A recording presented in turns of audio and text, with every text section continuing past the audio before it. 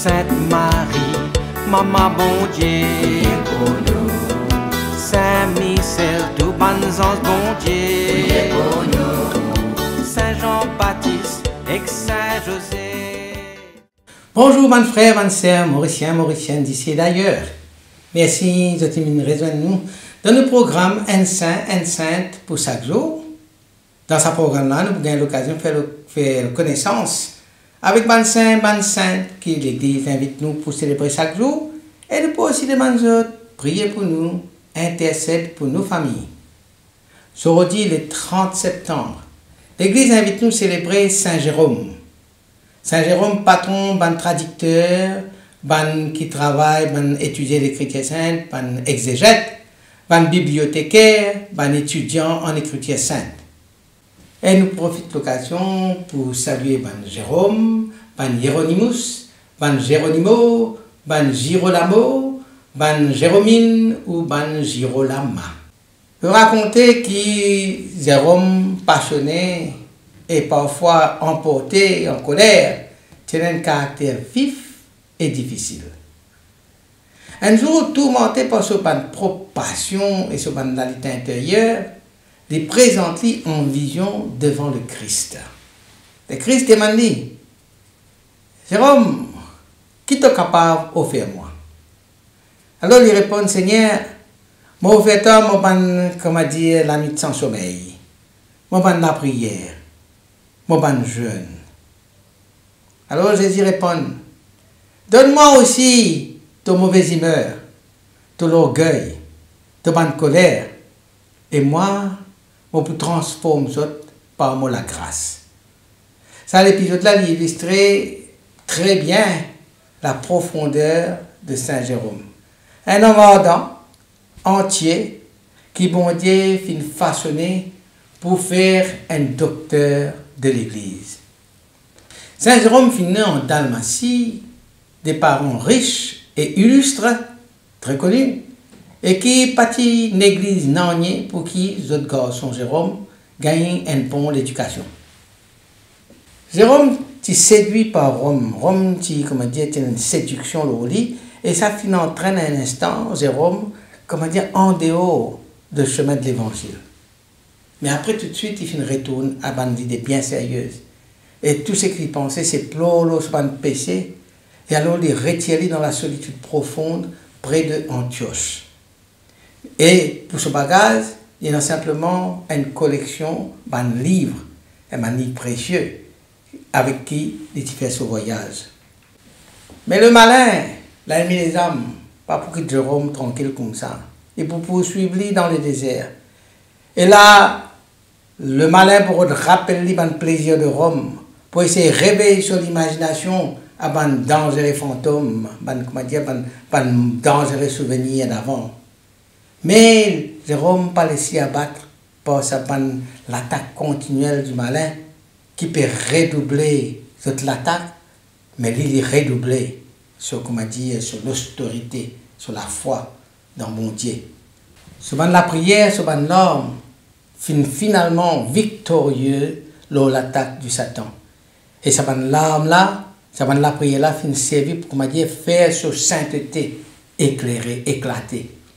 Et dans Jérôme, tellement le désert, il prend avec lui les 3 livres sacrés, mais aussi il prend des 3 livres de ban philosophes païens, ban philosophes profanes.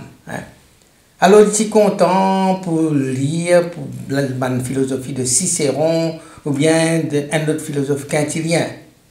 Mais comment dire, bon Dieu, pas-il laisser, comment dire, goûte sa lecture profane là. Et comment dire, bon Dieu, tu as envie, garde ça l'esprit de Jérôme là, comment dire, un trésor, et les parties permettent, comment dire, il y a, comment dire, garde sur l'esprit avec sa littérature profane.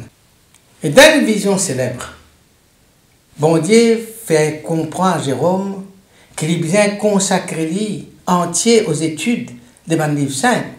Mais un-t-il la voix derrière, dit comme ça, non, non, non, non, non, non, et pendant ce sommeil, ça, non, tu n'es pas un chrétien, toi. Tu es un cicéronien, c'est-à-dire, toi, tu suis la philosophie de Cicéron.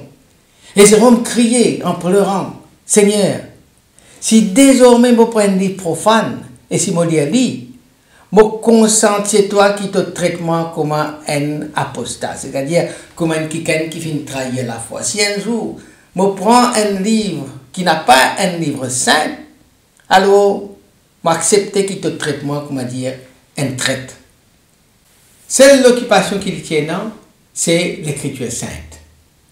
À Antioche, après à Palestine, après à Rome, et enfin à Bethléem, il passe des années d'occuper d'un grand travail de traduction de la Bible sur le texte original de la Bible et les traduire. Et sur gloire unique, c'est qu'il est capable de dire merci à Saint Jérôme. C'est qu'il donne à l'Église une version célèbre de la Bible traduite du grec au latin qui appelle la Vulgate. Version officielle et authentique qu'il est capable de prendre, lire en toute sécurité sans qu'il nous fasse une erreur. Une autre gloire de Saint Jérôme, c'est qu'il était secrétaire du concile de Constantinople et puis il était secrétaire du pape Saint Damas. Après la mort de pape Damas, l'envie et la calomnie du monde autour de Rome fait lui aller quitter Rome. C'est un grand défenseur de la foi, mais le petit jaloux après la mort du pape et je pousse lui en dehors de Rome. Et là, il termine ce dernier jour en solitude à Bethléem, près du berceau du Christ. Jérôme fut né en 347, probablement en Dalmatie, qui est actuellement la Croatie. À l'époque, il marqué par l'effondrement progressif de l'Empire romain. L'Empire romain était dégringolé. Et un grand débat théologique, le premier siècle chrétien peut commencer. Il sortit comme d'une famille chrétienne, il finit étudier à Rome et il recevra une formation poussée en grammaire, en rhétorique, en philosophie. Il est attiré par la vie ascétique, par la vie de pénitence, et il est retiré dans le désert près d'Antioche, quand il a approfondi sur la vie de prière et sur l'étude des Écritures. Il est ordonné prêtre à Antioche, il séjourne à Constantinople pendant quelque temps, et là, il suit l'enseignement de Saint Grégoire de Nazianze. Plus tard, il devient secrétaire pape de Damas à Rome. Mais sa carrière romaine, pas pour dire longtemps, parce qu'il fait une critique contre lui, à cause de sa rigueur morale, à cause de son franc-parler, et il est obligé de quitter la ville. Et là, il installé à Bethléem, il fonde un monastère et il consacre sur la vie à l'étude, à la traduction et à l'enseignement de la Bible. Il est mort le 30 septembre 420. Saint Jérôme, c'est un homme de contraste. Sa vulnérabilité, c'est quoi? Sa faiblesse.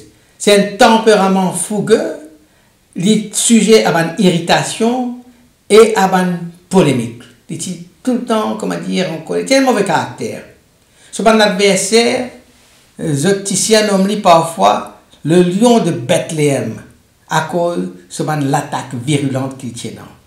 Sur la vie personnelle, c'est sa passion intérieure, sa tentation, sa recherche exigeante de la vérité. Sa mission, consacrer sur la vie à la parole de Dieu. Rendre sa parole-là accessible au plus grand nombre. C'est pour ça qu'il traduit la Bible en latin à partir du texte original, c'est-à-dire du texte hébreu et grec. Sur l'œuvre monumentale qui est connue dans le monde entier, jusqu'à maintenant dans toute l'Église, sous le nom de la Vulgate, reste la version de référence de l'Église pendant plus de 1000 ans. Donc la Bible traduite en latin, la Vulgate. Le grand tournant sur la vie arrivait quand il est nommé comme secrétaire du pape Damas à Rome. C'est à ce moment-là qu'il les papes confiait la tâche pour réviser et pour traduire la Bible. Après la mort de Damas, Jérôme perdit le soutien de Rome et il bien quitte la ville y aller. Ce départ douloureux, qu'on dit à Bethléem, Dieu décisif quand il donne le meilleur de lui-même. Loin d'un intérêt romain, loin de la politique de Rome, là, il est capable de consacrer tout ce travail d'étude de l'écriture sainte, de traducteur et de maître spirituel. Saint Jérôme, n'est pas entouré de ban récits de guérison ou ban produits spectaculaires. Et pourtant, ce œuvre qu'il finit faire, qui est un grand miracle durable, c'est sa chef-d'œuvre intellectuel et spirituel qui continue pour nourrir l'Église à travers des siècles après sa mort. Donc, ce plus grand acte, c'est traduire la Bible en latin, qui finit de nous la naissance de la Vulgate, une version fidèle, claire et accessible, qui pour une référence pendant des milliers d'années. Ce travail, ce grand travail-là, il est réalisé avec beaucoup de rigueur, beaucoup de passion. Et c'est un acte de foi autant qu'un exploit linguistique. À Bethléem, ils fondent la communauté monastique, véritable centre de prière, d'études et de contemplation. Quand la parole bon Dieu, les méditer, copier, commenter et vivre pleinement chaque jour. Ils laissent une œuvre écrite abondante, par un commentaire biblique, par une lettre, par un traité, qui éclaire encore aujourd'hui la théologie, la spiritualité, l'histoire de l'Église. Ce ban écrit témoigne un amour brûlant pour la vérité, une connaissance exceptionnelle et un engagement total pour le Christ. Ce miracle, c'est pas extraordinaire, mais il est dans la fécondité de l'intelligence qui les met au service de Dieu. Saint Jérôme, il y a encore cause en nous aujourd'hui, bien sûr. Surtout dans un monde où la foi, parfois, nous vivons sans profondeur ou nous vivons opposés à la raison. Rappelez-nous que quand nous plongeons dans la parole de Dieu, l'essentiel pour nous pour connaître le Christ, il y a une bonne parole pour ça. Il dit comme ça, l'ignorance, l'écriture sainte, l'ignorance de la Bible, c'est l'ignorance du Christ. Si ou ignore, ou pas connaître la Bible, ça veut dire ou pas connaître le Christ. Ignorance de l'écriture, c'est l'ignorance du Christ. Et c'est un appel à redécouvrir la Bible comme une source vivante de la foi. Sur l'amour pour l'étude et pour la vérité, invite-nous pour unir la foi et l'intelligence. N'a pas séparé la prière et la réflexion. N'a pas séparé la spiritualité et la rigueur intellectuelle. Il montrer que la sainteté est capable très savante et que la recherche de Dieu il passe aussi par un livre, par une langue, par un débat. Son caractère passionné, parfois vif, enseigne-nous que la sainteté n'est pas un face tempérament, mais il transforme. Bon Dieu, il pas choisir une personnalité lisse toujours, doux toujours, mais parfois un cœur ardent qu'il peut façonner lui-même pour sa mission. Saint Jérôme est un modèle pour un chercheur, pour un enseignant, pour un traducteur, pour un amoureux de la parole de Dieu, pour tout ban qui peut revivre la foi intelligente et incarnée. Une parole que Saint Jérôme, pour dire, c'est un trésor spirituel qui résume sa mission et son amour pour la Bible, pour l'Écriture sainte. Comme on dit, dire ignorer les Écritures, c'est ignorer le Christ. C'est une phrase qui nous devient grave dans nos cœurs et dans les cœurs de tout bon chrétien. L'amour des Écritures les conduire à l'amour du Christ. C'est une invitation à lire, non pour savoir, mais pour aimer. Le Christ est la clé qui ouvre le sens des Écritures. C'est une affirmation théologique profonde que, nous, toute lecture biblique, les besoins, comme à dire, centrée sur le Christ. Le Christ, c'est la clé qui ouvre le sens de l'écriture. Quand on peut lire la Bible, nous devons comprendre que toute affirmation, toute lecture biblique, les besoins centrés sur le Christ. Alors, à nous prier. Saint Jérôme, toi qui viens consacrer de la vie pour scruter les Écritures, dans la solitude, la prière et l'étude, obtiens-nous la grâce pour nous compter la parole de mon Dieu, comptons-nous la Bible, avec même des faits brûlants qui t'y dans tous les cœurs. Toi qui trouves dans chaque verset de la Bible un trésor, et dans chaque mot la lumière, apprends-nous pour lire la Bible, pour méditer sur la Bible et pour vivre la Bible comme une lettre d'amour adressée à nos l'âme. Tu es un grand défenseur de la vérité. Jamais te fin père pour corriger mon erreur. Jamais te fin père pour dénoncer l'orgueil spirituel. Alors donne-nous le courage pour nous rester fidèles à l'évangile, même quand ça dérange nous, ou bien quand ça appelle nous pour changer. Saint Jérôme, intercède pour mon prêtre, pour mon enseignant, pour mon traducteur, et intercède pour tout le monde qui prononce la parole, qui te l'exemple, inspire-nous tout, pour rebondir avec intelligence, avec humilité et avec ferveur. Amen. Qui bon Dieu bénisse avec tous les proches, qui sur l'esprit habite toujours dans eux, qui les protège partout et toujours. Au nom du Père et du Fils et du Saint-Esprit. Amen et à demain.